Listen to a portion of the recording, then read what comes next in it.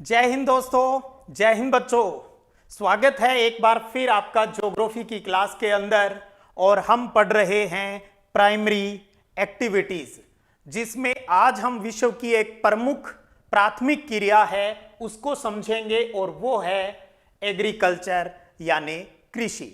आप यहां देख पा रहे हैं कृषि के कई प्रकार हम इस चैप्टर के अंदर अच्छे से समझेंगे, जानेंगे और इनके साथ जिएंगे, और ताकि हर चीज एक बार में ही शानदार तरीके से है वो दिमाग में क्लियर हो जाए। तो एक एक करके जितना आज के इस क्लास के अंदर हो पाता है वहां तक इसको क्लियर करते हैं और बात को स्टार्ट करेंगे। भी आपसे अगर कोई पूछ ले भी एग्रीकल्चर क्या है या एग्रीकल्चर किसे कहते हैं, तो उसकी एक परिभाषा सबसे पहले हो जाए। तो जमीन को, भूमि को जोतकर फसल उत्पन्न करना, भूमि को जोतकर फसल उत्पन्न करना और पशुपालन करने की कला और साइंस ही एग्रीकल्चर है। ध्यान रखिएगा, इसके अंदर पशुपालन है वो भी शामिल रहता है। और आपको एक बात अच्छे से क्लियर है, कोई भी प्राथमिक क्रियाएं दुनिया में कहीं भी होती है तो बहुत से भौतिक, सामाजिक और आर्थिक कारक है वो प्रभावित करते हैं, और इन्हीं को ध्यान में रखते हुए एग्रीकल्चर की नई नई विधियां हैं वो विकसित हुई, तभी बहुत से प्रकार ये सिस्टम है वो बन गया। जैसे जैसे मानव का विकास होता गया, उसकी एजुकेशन बढ़ती गई, नई नई चीजें हैं वो एग्रीकल्चर में भी खोजता गया। और इसी के अंदर आज हम सबसे पहले बात करते हैं निर्वाह कृषि, सबसिस्टेंस एग्रीकल्चर को समझेंगे। और इस निर्वाह कह लीजिए या जीवन निर्वाह कृषि कह लीजिए, इस कृषि के सिस्टम में कृषि क्षेत्र में रहने वाले जो लोग हैं वो खाद्य फसलों का उत्पादन करते हैं। जो दैनिक जीवन में उसके जो खाने की जो रिक्वायरमेंट है, केवल उसी चीज का उत्पादन करते हैं स्थानीय उपयोग के लिए, लोकल के अंदर। तो ये क्लियर हुआ। ये जो कृषि है ये दो प्रकार से हम पढ़ेंगे, एक है आदिमकालीन निर्वाह कृषि और दूसरी है गहन निर्वाह कृषि। तो निर्वाह कृषि के दो प्रकार हो गए, आदिमकालीन और गहन। अब बात यह आएगी, सबसे पहले आप यहीं पर एक बात क्लियर कर ले भी, इसका भी कुछ कंडीशन है भी। कहां पर आदिमकालीन निर्वाह कृषि होती है? वो क्षेत्र जहां पर जनसंख्या कम मिलती है, विशेषकर उष्ण कटिबंधीय जो क्षेत्र है, उष्ण कटिबंधीय यानी कर्क रेखा और मकर रेखा के बीच का जो क्षेत्र है, जहां पॉपुलेशन कम है, वहां पर आदिमकालीन निर्वाह कृषि आज भी लोग करते हैं, यानी वहां रहने वाली जो जनजातियां हैं। और गहन इंटेंसिव एग्रीकल्चर की अगर बात करें तो ये अधिक जनसंख्या वाले क्षेत्र, वो जहां मैदान और पठार, तो अधिक जनसंख्या वाले मैदानी और पठारी क्षेत्रों के अंदर इंटेंसिव एग्रीकल्चर की जाती है। अब आप समझ गए। अब एक एक करके इनका पोस्टमार्टम करेंगे और सबसे पहले बात करते हैं अपने आदिमकालीन निर्वाह कृषि पर। इनकी प्रमुख बातें कहां पर होती है, एक एक चीज को अच्छे से क्लियर करेंगे। सबसे पहले वही बात आ गई, ये उष्ण कटिबंधीय क्षेत्रों में किया जाता है, यानी कर्क रेखा और मकर रेखा के बीच का जो ये एरिया है जहां पॉपुलेशन कम मिलती है, वहां पर ये कृषि होती है। कौन करते हैं? आदिम जाति के लोग, अर्थात क्या लिख सकते हो आप यहां पर? जनजातियां। यहां जो सब ट्राइब्स जो मिलती है वो ये वहां की नेचुरल परिस्थिति के अंदर है वो कृषि करती है। अब आपको मानचित्र पर देखना है भी ये एरिया ज्यादातर कहां मिलता है। तो ये है एक तो मध्य अमेरिका और दक्षिणी अमेरिका का क्षेत्र। जब मध्य अमेरिका और दक्षिणी अमेरिका दोनों की एक साथ बात की जाती है तो इसी को हम कह देते हैं लैटिन अमेरिका के अंदर होती है। और यही है दूसरा महाद्वीप अपना अफ्रीका वाला, ये जो एरिया है यहां पर इस प्रकार की कृषि होती है, यहां के जो घास के मैदान मिलते हैं वहां पर। और तीसरा एरिया है ये रहा दक्षिणी पूर्वी एशिया के अंदर। तो लैटिन अमेरिका, अफ्रीका और दक्षिणी पूर्वी एशिया का जो उष्ण कटिबंधीय क्षेत्र है, करक और मकर रेखा के बीच का जो क्षेत्र है, वहां पर इस प्रकार की कृषि होती है। लैटिन अमेरिका में अगर कोई एक फसल विशेषता देखें तो मक्का होता है, यहां पर ज्वार और बाजरा की खेती होती है, यहां पर गेहूं चावल उसकी खेती है वो होती है। आगे चल के ये सारी चीजें अपने आती रहेगी।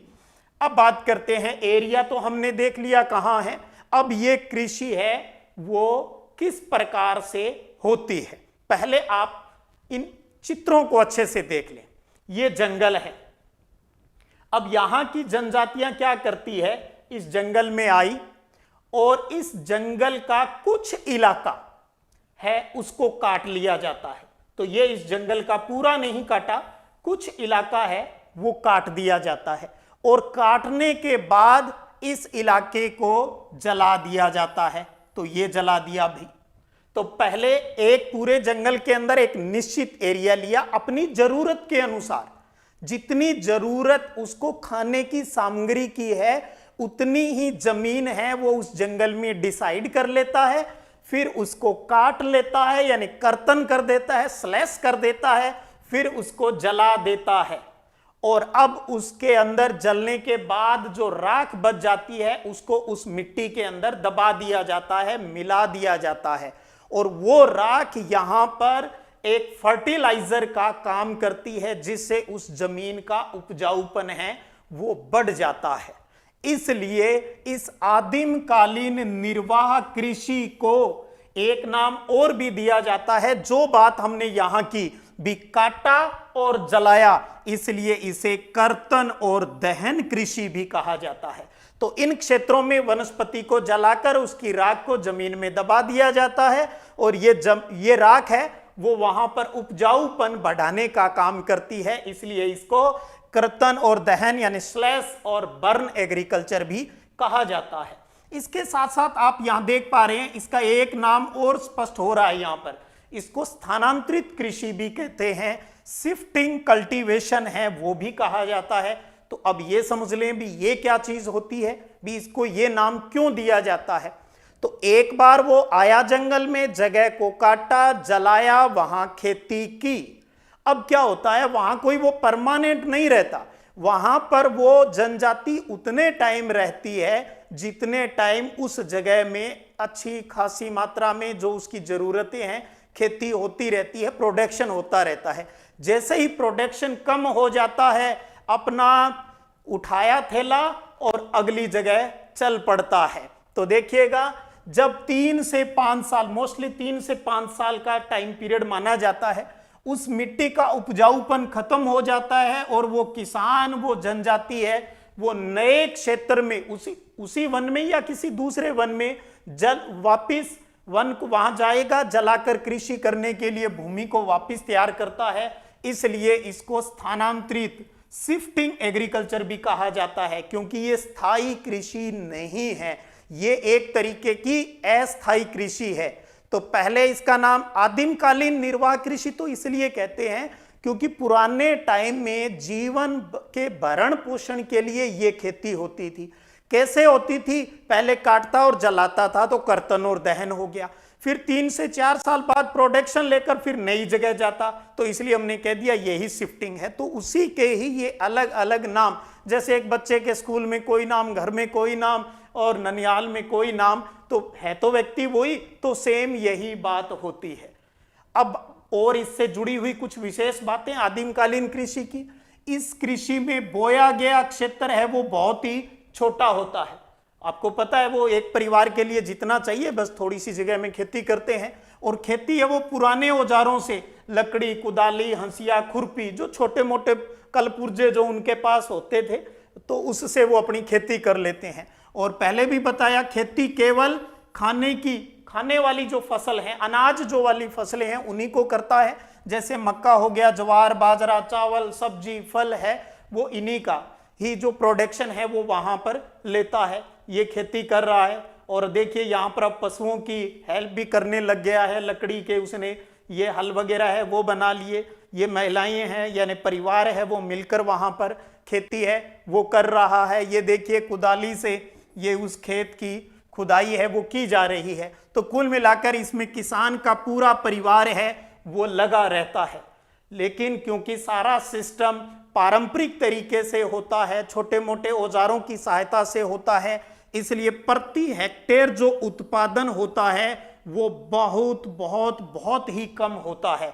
आप प्रति हेक्टेयर शब्द यूज करें, एकड़ शब्द यूज करें या इकाई शब्द यूज करें, इंडिया में हेक्टेयर शब्द यूज किया जाता है। और एक हेक्टेयर है वो आप ऐसे समझ लीजिए, आपके इलाके में जो बीघा चलता है जमीनों के लिए, लगभग एक हेक्टेयर में 4 बीघा, जैसे मैं अब राजस्थान के या हमारे इलाके में बात करूं तो लगभग एक हेक्टेयर में 4 बीघा होती है। एक एकड़ के मतलब यहां हमारा एक बीघा होता है। यहां एक बीघा 165 इंटू 165 फीट का होता है। तो अलग अलग क्षेत्रों में वैसे इसकी जो माप है वो अलग अलग रहती है, इसलिए एक स्टैंडर्ड पैमाना भारत के अंदर हेक्टेयर को माना जाता है। भी एक हेक्टेयर के हिसाब से प्रोडक्शन की बात है हम करते हैं। तो यहां प्रति हेक्टेयर उत्पादन कम होता है। अब क्यों होता है आप खुद समझ सकते हो। इस कृषि में कोई विशेष पूंजी की लागत नहीं होती, धन तो लगाने की आवश्यकता ही नहीं है।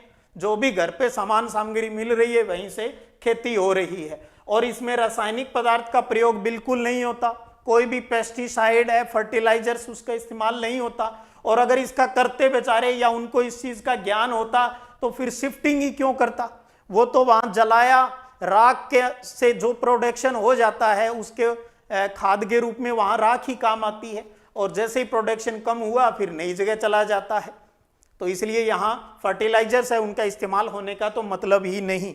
अब यहाँ इस कृषि में आपने समझा भी एक बड़ी समस्या है, वो स्थायी रूप से घर बनाकर नहीं रह पाता है। क्योंकि जैसे ही भूमि का उपजाऊपन खत्म हुआ, जुल्ली झंडा चक के और दूसरी जगह जाना पड़ता है। तो उस क्षेत्र में भूमि का उपजाऊपन जल्दी जल्दी खत्म हो जाता है, जिससे झूम चक्र, झूम है झंडा, झूम चक्र है वो छोटा होता जाता है। पहली बार जब वो उस जंगल में खेती करता है तो हो सकता है उसने 5 साल तक प्रोडक्शन लिया हो, फिर वो नई जगह जाता है, वहां पर 5 साल लिया, फिर वो नई जगह जाता है, वहां 3, 4, 5 साल प्रोडक्शन लिया। इस प्रकार से घूमते हुए वापिस वो पहले वाली जगह आ जाता है, वहां प्रोडक्शन लेता है। अब पहले की तुलना में 3 या 4 साल ही हुआ, फिर घूमकर वापिस आता है, हो सकता है 2 साल तक ही प्रोडक्शन ठीक हुआ, बाद में उत्पादन है वो कम होना स्टार्ट हो गया। तो जब एक ही जगह बार बार खेती की जाती है तो उसका उपजाऊपन पहले की तुलना में और ज्यादा कम हो जाता है, यानी कम टाइम के लिए प्रोडक्शन दे पाती है। तब हम कहते हैं भी उसका झूम चक्र है वो छोटा होता जाता है। और झूम चक्र वही आग लगाकर खेती करने की जो उसकी प्रक्रिया होती है। तो ये हो गई अपनी आदिम कालीन निर्वाह कृषि की महत्वपूर्ण बातें। अब एक बार एक इससे जुड़ी हुई महत्वपूर्ण बात है वो आप और देख लें। हमने कहा करक और मकर रेखा के बीच का जो एरिया होता है जिसे हम उष्ण कटिबंधीय क्षेत्र कहते हैं, जहां उष्ण घास के मैदान मिलते हैं, उसके अंदर जो खेती होती है उसको अलग अलग एरियाज में अलग अलग नाम से जाना जाता है। तो जगह और उसका नाम क्या है उसको भी आपको थोड़ा सा गौर करना है। हमने देखा था जो लैटिन अमेरिका वाला जो इलाका है, उस लैटिन अमेरिका वाले इलाके में इस कृषि को कहा जाता है मिल्पा, मिल्पा कहा जाता है। वहीं भारत के जो उत्तरी पूर्वी राज्य वाला जो इलाका है यहां पर इसको कहा जाता है झूमिंग कृषि कहा जाता है। वहीं मलेशिया और इंडोनेशिया वाला जो इलाका है यहां उसको कहा जाता है लादांग। तो ये ध्यान रखिएगा वही इलाका है, इस इलाके के अंदर अलग अलग नाम से इसे जाना जाता है। यहां कहते हैं मिल्पा, यहां कहते हैं झूमिंग, और लादांग के अंतर्गत कहा जाता है किस एरिया में, मलेशिया और जो इंडोनेशिया वाला इलाका है। वहीं यहां पर सूडान वाला इलाका है जहां पर इसे नगासू कहा जाता है, फिलीपींस के इसको केंगिन कहा जाता है। लेकिन आपके सिलेबस में ये 3 नाम दिए हैं, तीनों को अच्छे से दिमाग में आपको रखना है। तो ये इसके अन्य नामों के ऊपर भी चर्चा है वो हो गई। अब बात करते हैं आदिम कालीन निर्वाह कृषि का दूसरा टाइप, गहन निर्वाह कृषि। गहन, अभी हमने बात की थी आदिम, वो कम जनसंख्या वाला क्षेत्र था, और उसमें हमने देख लिया किस इलाके में किस प्रकार से कृषि थी होती थी। और अब वो इलाका उसी क्षेत्र का जहां पर पॉपुलेशन बढ़ती जा रही है, शायद जनसंख्या नियंत्रण के बारे में उनको कोई जानकारी नहीं, पॉपुलेशन बढ़ती जा रही है, पुराने तरीके की खेती से पेट पालन नहीं हो पा रहा है, बैलेंस करने के लिए उन्हें करनी होगी गहन गहन गहन कृषि, इंटेंसिव एग्रीकल्चर। अब समझेंगे ये कृषि किस प्रकार से होती है। उससे पहले उस एरिया के बारे में बात कर ले जहां पर पॉपुलेशन अधिक है एशिया के अंदर। तो भारत, चीन, Sri Lanka, Pakistan, Indonesia, Cambodia, Bangladesh, Japan, Korea वाला जो इलाका है, ये जो इलाका है यहाँ के ऊपर सबसे ज्यादा पॉपुलेशन है और यहीं पर गहन कृषि करनी पड़ती है। और वो ये इलाका है मानसून एशिया वाला एरिया है जहां जनसंख्या अधिक है और खेतों का आकार है वो छोटा है, जमीन कम है, पॉपुलेशन बढ़ती जा रही है, बंटवारा हो रहा है, जमीन कम होती जा रही है। ये वो इलाका है। अब आप में से बच्चे ये सोच सकते हैं सर ठीक है एशिया तक तो ठीक है, ये मानसून क्या हो गया। मानसून एशिया यानी जहां मानसूनी जलवायु पाई जाती है, इसका मतलब है ऋतु के अनुसार बारिश और टेम्परेचर में वहां भिन्नता मिलती है। जैसे ही ऋतु बदलती है बारिश और टेम्परेचर है वो भी चेंज हो जाता है। आपको ऋतुओं के बारे में अच्छे से जानकारी है ही, तो बारिश और टेम्परेचर में चेंज हो जाता है, इसलिए इसको मानसूनी जलवायु कहा जाता है। अब आप मानचित्र पर गौर करेंगे तो आप देखेंगे इसमें कुछ इलाका तो गहरा डार्क किया हुआ है, वहीं कुछ इलाका है वो कम गहरा है। इसको भी आप आगे जाकर अच्छे से समझ जाएंगे भी इसका भी क्या मतलब है, क्योंकि आगे जाकर हम पढ़ेंगे इसी गहन निर्वाह कृषि के दो प्रकारों के बारे में अच्छे से जानकारी प्राप्त करेंगे।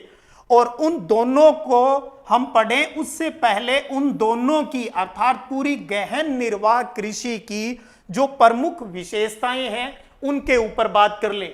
इसमें खाद्यान्न फसलों को स्थानीय उपयोग के लिए उगाया जाता है, ये आदिम में भी सेम ही था।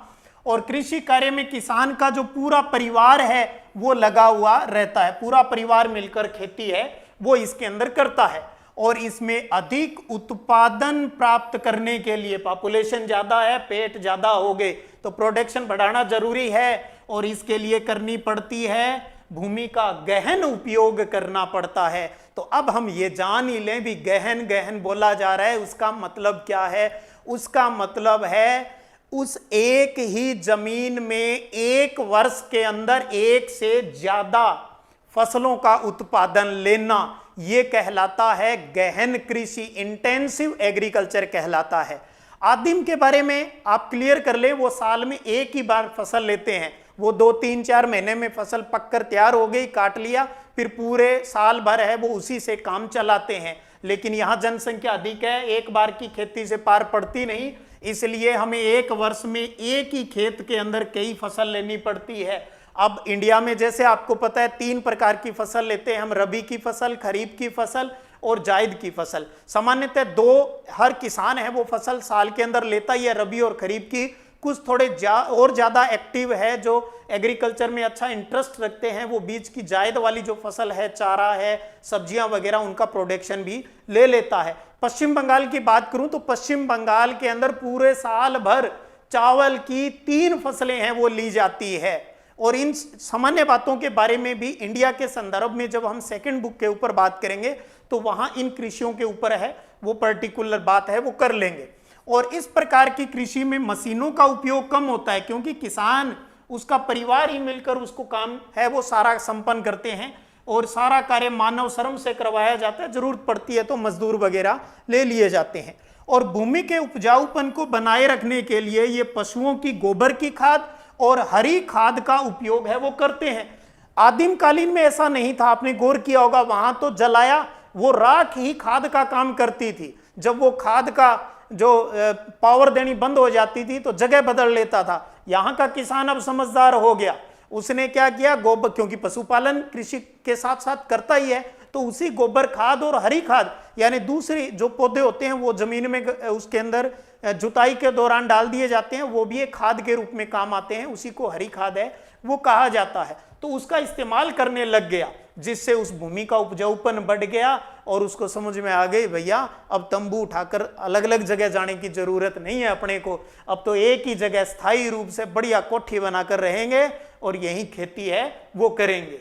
और इस कृषि के अंदर प्रति इकाई या प्रति हेक्टेयर उत्पादन है वो अधिक होता है, उस एक इकाई के अंदर जो प्रोडक्शन है वो बहुत ही ज्यादा है वो होता है। लेकिन सबसे बड़ी बात है यहां प्रति व्यक्ति उत्पादन कम होता है।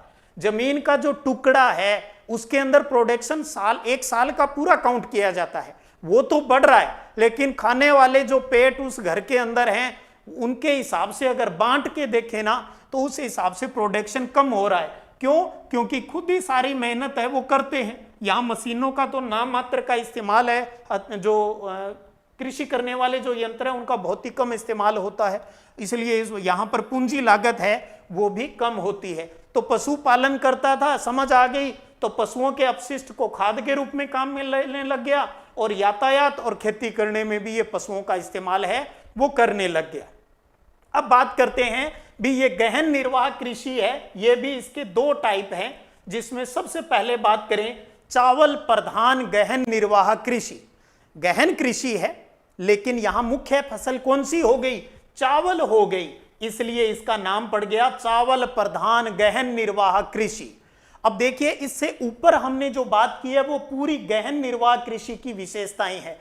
जो हम दो प्रकारों की बात कर रहे हैं उन दोनों प्रकारों के अंदर विशेष अंतर इसी बात का है भी जिस इलाके में पानी की मात्रा ज्यादा मिलती है वहां पर चावल की खेती है वो की जाती है, और जहां पर पानी ज्यादा नहीं है, सिंचाई का पानी उपलब्ध नहीं है, वहां पर चावल के अलावा दूसरी खाने वाली जो फसलें होती है उनकी खेती की जाती है। तो आप समझ लें अब जो डार्क जो ब्लैक कर रखा है ये वो इलाका है जहां पर चावल की खेती होती है, क्योंकि इसके लिए अधिक पानी की आवश्यकता होती है, इसलिए जहां अधिक बारिश होती है, जहां सिंचाई की सुविधा होती है, वहीं पर चावल की खेती संपन्न होती है। ये इलाका कौन सा है? ये मानसून एशिया का समुद्र तटीय इलाका है, आप गौर कर लेना चाहिए नक्शे के ऊपर। और भारत की बात करें तो अपना पश्चिम बंगाल, उड़ीसा, ये भारत के तटीय क्षेत्रों के अंदर इस प्रकार की जो चावल की खेती होती है। और उसके अलावा जहां सिंचाई होती है, जैसे अपना पंजाब हो गया, हरियाणा हो गया, यूपी हो गया, एमपी हो गया, वहां पर भी सिंचाई हो जाती है नहरों और नदियों के माध्यम से, तो इसलिए वहां पर भी ये खेती होती है। और जिस इलाके से मैं आता हूं हमारे खेत के अंदर भी चावल की जो खेती है वो ली जाती है, क्योंकि यहाँ पर भाखड़ा नहर का पानी है वो पहुंचता है जिससे हम सिंचाई करते हैं। अब एक चीज अब आप यहाँ देखिए, ये क्लियर हो गया भी यहाँ ये किसान है, ये पानी के अंदर है, वो चावल की खेती ले रहे हैं। ये चावल का पौधा है, ये चावल की फली है, इस फली के अंदर ये इसके अंदर चावल के फल लगे हुए हैं। आप बाजार से जो चावल लेके आते हो, गांव के बच्चे तो अच्छे से जानते हैं, हो सकता है सिटी के बच्चों के लिए अब जो बात बता रहा हूं वो शायद ज्यादा इंपॉर्टेंट हो जाए, तो इसलिए शहरी बच्चे जरूर इस पर गौर करना। आप बाजार में खाने के लिए जो चावल लेके आते हो वो चावल का फल हो गया, और ये जब ये इस फली से निकाला जाता है ना तभी इसके ऊपर एक है ना कोट होता है, एक परत होती है। ऐसे समझ ले भी जैसे सर्दी से बचने के लिए अपनी जैकेट पहनते हैं, इसके ऊपर एक जैकेट होती है, उस जैकेट को कोट को हटा दिया जाता है और फिर प्राप्त होता है चावल का दाना, जिसको हम खाने में इस्तेमाल करते हैं, वो फल हो गया। लेकिन ये दाने से वापस चावल का पौधा नहीं लिया जाता, इसके लिए उसका कोट होना जरूरी होता है साथ में। तो जब हम चावल की फली से जो कोट सहित जो चावल का दाना होता है उसको हमें वापस खेत में लगाना होता है, लेकिन जैसे हम गेहूं, जवार, बाजरा उनको लगाते हैं उस तरीके से नहीं होता है ये। तो फिर यहाँ क्या प्रोसेस रहती है उसको थोड़ा सा जान ले, बड़ा इंटरेस्टिंग है। आपको उस कोट सहित चावल के बीजों को थोड़ी सी जमीन के अंदर, आपको कितने एरिया में प्रोडक्शन लेना है वो एक अलग बात है, जितने एरिया में लेना है उसमें आपको कितने पौधे हैं वो लगाने हैं, उस हिसाब से आप थोड़ी सी जमीन लेकर यहां पर वो कोट सहित जो बीज होते हैं उनको आपको लगा देना है। कुछ दिनों बाद यहां से ये क्या हो जाएगा, इनमें अंकुरण हो जाएगा, अंकुरित हो जाएंगे ये। तो ये जो अंकुरित जो बीज हैं अब इनको कहा जाता है पनीरी कहा जाता है। पनीरी, जिसको और हम बात कहें तो पौध कहा जाता है, पौधा नहीं पौध, पौधा तो बड़ा हो गया, पौध है छोटी छोटी पौध, पनीरी बोलते हैं इसको, पनीरी हमारे इलाके में पनीरी। तो वो जो अंकुरित हो गया उसको पनीरी या पौध, फिर उसको यहां से उखाड़ लिया जाता है और उखाड़कर इसको खेत के अंदर रोप दिया जाता है थोड़ी थोड़ी दूरी पर। यही काम इस पिक्चर में आप देख पा रहे हो, थोड़ी दूरी के ऊपर उन पनीरियों को लगा दिया जाता है। जमीन हल से पानी के अंदर पोली की हुई है, आसानी से पौधा है वो इसके अंदर पौध है वो रुप जाती है और उसके बाद फिर नॉर्मल तरीके से आगे की प्रोसेस चलती है और पूरा प्रोडक्शन है वो लिया जाता है। तो अब आप समझ गए भाई गहन निर्वाह कृषि के अंदर एक चावल जब मुख्य फसल होती है तो उसी इलाके में होगी जहां पानी ज्यादा होता है, और दूसरा हो गया बिना चावल वाले, यानी जहां चावल नहीं होता, चावल रहित जो कृषि है, इसमें गेहूं, जौ, जवार, बाजरा, सोयाबीन, चारा है, इस प्रकार की फसल। और ये उस क्षेत्र में होगी जहां पर कम पानी है या जहां सिंचाई की सुविधा कम है, वहां पर ऐसी कृषि होती है। और यही बात मैंने पहले भी कहा, चावल प्रधान और चावल रहित जो कृषि है उन दोनों के अंदर अंतर पैदा करती है, बाकी सारी बातें हैं वो कॉमन रहती है। और ये मानसून एशिया के अनेक भागों में की जाती है जहां भौगोलिक भिन्नता के कारण है चावल की कृषि करना संभव नहीं होता। एरिया कौन कौन सा है देख लें, उत्तरी चीन का मंचूरिया इलाका हो गया, ये यहां पर, ये कम जो डार्क है वहां पर, इसके पास ही यहां दक्षिणी कोरिया हो गया, ये जापान का भी कुछ उत्तरी ऊपर वाला जो इलाका हो गया। इनकी बात करें, इस इलाके की बात करें तो यहां पर मुख्यतः गेहूं, जौ, सोयाबीन और चारे की फसल है वो ली जाती है। जबकि भारत के अंदर सिंधु गंगा नदी का जो पश्चिमी भाग है, सिंधु गंगा नदी का ये जो पश्चिमी भाग है यहाँ पर, ये जो इलाका है यहाँ पर गेहूं, जौ और गन्ना की खेती की जाती है। और दक्षिणी जो इलाका है भारत का, वहां पर जवार, बाजरा और कपास की खेती होती है, और साथ में जो पश्चिमी इलाका है वहां पर भी जवार, बाजरा और इसकी खेती होती है। तो आप समझ गए, मैप की सहायता से जहां डार्क इलाका है वहां चावल की, और जो कम डार्क इलाका है वहां पर है वो दूसरी गेहूं, जौ, जवार, बाजरा इनकी खेती है वो होती है। और ये देखें आप गेहूं की, और ये किस प्रकार से पुराने तरीके से गेहूं निकाली जाती है और इसी प्रकार से चावल भी निकाले जाते रहे हैं। तो ये हो गई आपकी गहन निर्वाह कृषि, जहां पॉपुलेशन अधिक है, जमीन कम है। अब हम समझेंगे तीसरे प्रकार की, ऑल ओवर तो तीसरी होगी भी, आदिमकालीन, उसके बाद में गहन, और उसके बाद में आ गई अपनी विस्तृत वाणिज्य अनाज कृषि की बात आ गई। और वैसे देखें क्रम में एक निर्वाह कृषि हो गई और दूसरी अपनी विस्तृत वाणिज्य, जिसको कहा जाता है एक्सटेंसिव। गहन को कहा जाता है इंटेंसिव और इसको कहा जाता है एक्सटेंसिव। इंग्लिश से तो और भी आसान रहता है, ये एक्सटेंसिव है। तो सेम हम अच्छे से दोनों की तुलना करते हुए भी इन चीजों को समझेंगे। सबसे पहले तो ये बात कर लें भैया, ये किस इलाके में होती है। ये कृषि अधिकतर मध्य अक्षांशों के आंतरिक अर्ध शुष्क भागों में होती है। वो कहां होती थी? उष्ण कटिबंधीय क्षेत्र में, कर्क और मकर रेखा में।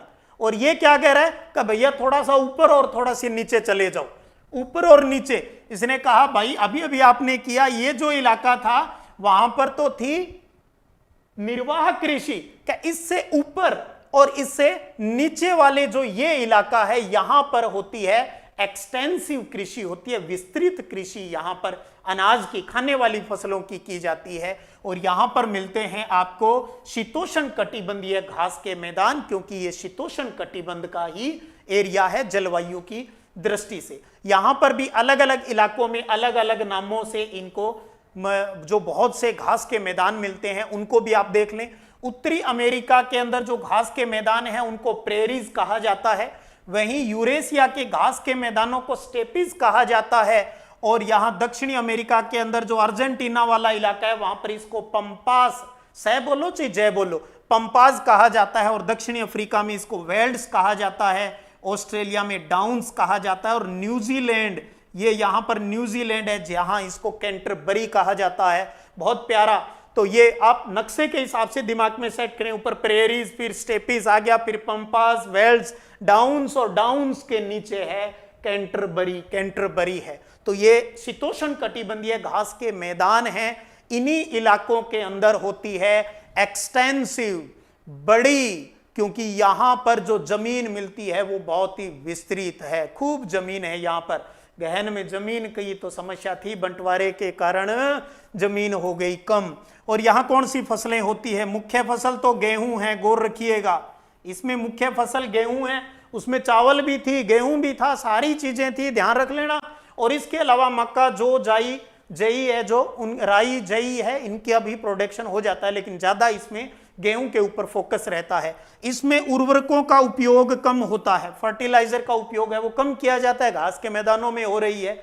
और एक ही फसल की प्रधानता होने के कारण इसमें फसल परिवर्तन है वो नहीं किया जाता है, परवाह नहीं की जाती, एक ही फसल है वो ही उसी जगह पर ली जाती है। आपको पता है आज के संदर्भ में एक ही फसल बार बार उसी जगह पर लेने से प्रोडक्शन है वो ऑटोमेटिक खत्म हो जाता है, क्योंकि उस फसल के लिए जो न्यूट्रिशन, पोषक तत्व चाहिए वो धीरे धीरे बहुत ज्यादा कम है, वो हो जाते हैं। और सिंचाई भी सामान्यतः नहीं की जाती, और फसल है वो बारिश के भरोसे ही यहाँ पैदा की जाती है।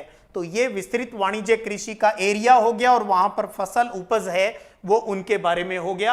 अब बात कर लें इसकी पूरी प्रोसेस, यानी अन्य खास जो बातें हैं इनके ऊपर बात कर लें। ये देखो बड़े बड़े खेत है भी यहाँ पर, और यहाँ पर मशीनों से, ये कंबाइन देखिएगा, कंबाइन है गेहूं निकालने वाली, कंबाइन मशीनों से ही सारा काम होता है। आजकल तो कपास चुगने वाली मशीनें भी आ गई। यहाँ बड़े बड़े खेत हैं, गहन में नहीं थे, बहुत छोटे छोटे थे बेचारे।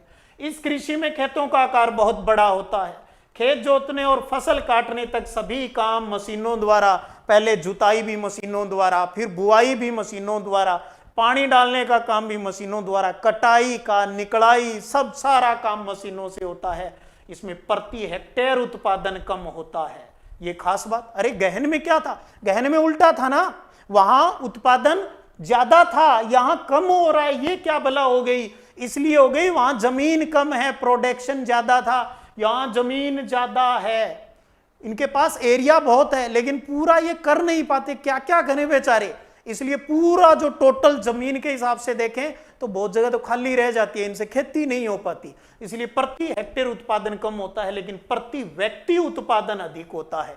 अब मानस तो जितने वहां है उतने ही रहने हैं, तो ये मशीनों से काम कर रहे हैं तो प्रोडक्शन ज्यादा हो रहा है, व्यक्ति के हिसाब से तो ज्यादा है, लेकिन इनके पास जितनी जमीन है वो सारी ये कर नहीं पाते हैं। एरिया बहुत ज्यादा विस्तृत है, क्योंकि यहां जनसंख्या है फिर वो कम मिलती है। जनसंख्या कम है, जमीन ज्यादा है। गहन में उल्टा था, जनसंख्या ज्यादा थी, जमीन कम था। इसलिए भूमि से अधिक फसल उत्पादन प्राप्त करने पर कम ध्यान दिया जाता है। लोग ज्यादा है नहीं, इसलिए ज्यादा सारी जमीन का इस्तेमाल करते नहीं। यहाँ कृषि उत्पादों को भंडार गृह, जो वेयर हाउस होते हैं, स्टोरेज बना लिए जाते हैं, वहां इनको रख लेते हैं, और अधिक जो हो जाती है और अधिक मांग होने पर उनको बाजार में ज्यादा भाव पर बेच दिए जाते हैं। ये इस प्रकार से गोदाम बना रखे हैं। जैसे होता है कई चारे की कोई ले लिया, जैसे आलू की खेती कर ली, उसे पता है अभी आलू सस्ता है, जिस टाइम जो फसल होती है वो कम वक्त सस्ती हो जाती है, बाद में उसका जो रेट है वो हो जाता है वहां पर, तो क्या करना पड़ता है? फिर यही करना पड़ता है, स्टोर कर लो। तो आजकल जो किसान है वो भी शाणे हो गए, स्टोर करके बाद में जब बाजार का रेट ज्यादा होता है तो वहां इसको बेचना स्टार्ट कर देते हैं। तो समझ गए तीनों चीज, क्षेत्र, कौन सी फसल और उसकी प्रोसेस, यानी पूरी एक्सटेंसिव एग्रीकल्चर की विशेषताएं होगी, और साथ साथ में हम पीछे वालों का डिफरेंस भी कर रहे थे। तो अब एक बहुत इंपॉर्टेंट तथ्य आपके सामने बन जाता है, और आदिम तो स्थानांतरण वाली सामान्य बात होगी, गहन आया और गहन के बाद में विस्तृत आ गई। एक सुपर डुपर इंपॉर्टेंट प्रश्न बन जाता है, गहन कृषि और निर्वाह कृषि में अंतर। थ्योरिकल बात कर गया हूं, अब मैं चाहता हूं आपके माइंड में ये चीज छप जाए, तो एक मानचित्र की सहायता लेते हैं और पूरी बात को 1 मिनट में सम अप कर लेते हैं और दिमाग में सेट कर लेते हैं। ये मानचित्र है विश्व का, और इसमें गहन और जो निर्वाह कृषि है और जो अपनी विस्तृत कृषि है उनके बारे में देख ले। तो आप देखिएगा यहां पर ये उष्ण कटिबंधीय क्षेत्र है, करक और मकर रेखा के बीच का क्षेत्र है। यहां पर कौन सी कृषि होती है? निर्वाह कृषि होती है। इसके अंदर खेत छोटे होते हैं, मानव की मेहनत अधिक होती है और उत्पादन कम होता है। ये 2 प्रकार की है। यहां पर आदिम कालीन निर्वाह कृषि की जाती है। आदिम कालीन वहां होती है जहां जनसंख्या कम होती है, लेकिन जहां पॉपुलेशन अधिक होती है वहां पर गहन कृषि है वो भी की जाती है। तो ये सारी चीज। अब इससे ऊपर वाला जो इलाका और नीचे वाला, जिन्हें हम मध्य अक्षांश कहते हैं, हम पूरी पृथ्वी को 3 अक्षांशों में भी, कर्क जो अपनी भूमध्य रेखा है, इसके ऊपर कर्क रेखा है, नीचे मकर रेखा। कर्क रेखा के ऊपर और नीचे वाला जो इलाका है उसको शीतोष्ण कटिबंध, और उससे ऊपर आता है अपना शीत कटिबंध। तो उष्ण कटिबंध, फिर शीतोष्ण कटिबंध और फिर शीत कटिबंध। तो बीच का जो इलाका है ये शीतोष्ण कटिबंध का है, ऊपर और नीचे। ये कर्क रेखा से ऊपर, ये मकर रेखा से नीचे का इलाका। यहां पर होती है विस्तृत कृषि, दोनों तरफ विस्तृत कृषि। और यहां आपको खेत बड़े मिलेंगे और काम है वो आदमी से नहीं करके मशीनों से होता है, ठीक है। इसलिए यहां पर उत्पादन अधिक है, जबकि यहां उत्पादन है वो कम होता है। और विस्तृत कृषि के जो मैदान है वहां पर उत्तरी अमेरिका में प्रेरीज, यूरेशिया में स्टेपीज, यहां पर पंपास, दक्षिणी अफ्रीका में वेल्ड्स, ऑस्ट्रेलिया में डाउन्स, और इनको कैंटरबरी कहा जाता है। तो देखिएगा सारी चीजें एक साथ क्लियर हो गई। आप थोड़ा सा गौर कीजिएगा, दोबारा कभी याद करने की जरूरत नहीं पड़ेगी। हाँ, बस कुछ दिनों बाद जब दोस्त की याद आए तो बात कर लेना भी, और दोस्त क्या हालचाल है, और आप देखेंगे ये सारी चीजें हैं वो आपके ऑटोमेटिक याद हो जाएगी। याद कीजिएगा मत, अपनों को याद थोड़ी किया जाता है, वो तो अपने आप ही याद आ जाते हैं। तो इसी प्रकार अगली एग्रीकल्चर पर फिर बात करेंगे इसी तरीके से मजेदार क्लास के साथ। फिर मिलते हैं, तब तक जय हिंद, जय भारत।